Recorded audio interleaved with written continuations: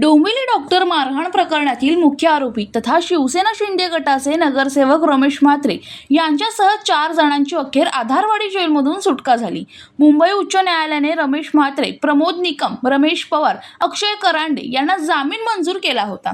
आवश्यक कागदपत्रांची प्रक्रिया वेळेत पूर्ण न झाल्याने शनिवारी त्यांची सुटका होऊ शकली नव्हती। वकिलांकडून जामीन प्रक्रियेतील आवश्यक कार्यवाही पूर्ण केल्यानंतर शनिवारी सायंकाळी 4:45च्या सुमारास चौघेही जेलमधून बाहेर आले।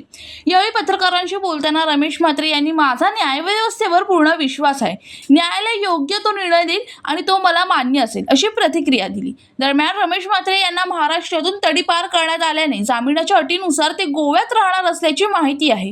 आरोपपत्र दाखल होईपर्यंत संबंधित परिसरातील पोलीस ठाण्यात आठवड्यातून 3 वेळा हजेरी देण्याची अट असल्याचे सांगण्यात आले आहे। राहुल कांबळे, जनशक्ती कल्याण।